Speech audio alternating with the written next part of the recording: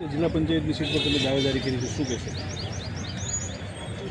ભેસાણની જનતા મારો પરિવાર છે. આ ધૂળમાં રમીને હું મોટો થયો છું. આ મારી જન્મભૂમિ પણ છે અને મારી કર્મભૂમિ પણ છે. તો મારા પરિવાર વતી હું પ્રતિનિધિત્વ કરું એવો મારો પરિવાર, મારી જનતા ઈચ્છતી હોય તો મેં ઉમેદવારી કરી છે.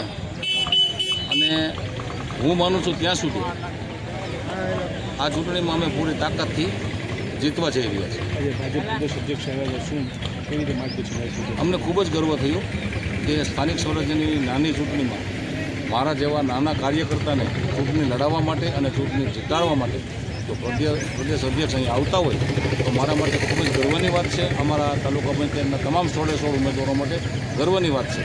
જે રીતે પ્રદેશ અધ્યક્ષ અહીંયા આવીને સરકારની કામગીરી વિશે વાત કરી તો એ દિશામાં તો સરકાર કામ કરી જ રહી છે.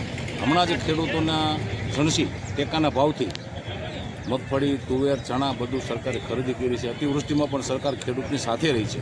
સાથે સાથે આરોગ્યની બાબતમાં પણ કોઈ પણ આપણો સ્વજન બીમાર પડે તો વાલી વસ્તુ વેચવી ન પડે, જમીન મકાન વેચવા ન પડે, એના માટે સરકાર 10 લાખ સુધીના કાર્ડ પણ આપણને આપી દીધા છે.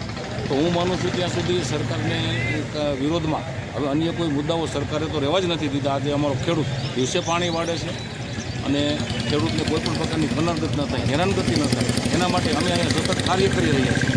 તો વિપક્ષની જે છીછરી રાજનીતિ રહી છે અને ભ્રામક વાતો કરી રહ્યા છે તો માત્ર ને માત્ર સોશિયલ મીડિયા ગજવવા સિવાય કશું કાર્ય થતું નથી. વેદનાની ડાયરી આજે અમે કશું પણ અમારી જનતા પણ શોધે છે. આ ચૂંટણીમાં અમારો જ્વલંત વિજય જનતાએ જ મન મડાવી લીધું છે કે આ ચૂંટણીમાં ભારતીય જનતા પાર્ટીના તમામ ઉમેદવારોને જ્વલંત વિજય આપો. કેવી ટક્કર રહેશે આમ આદમી પાર્ટીના? ના, બિલકુલ ટક્કર નથી. સરેન્ડર હોય એવું મને લાગે છે.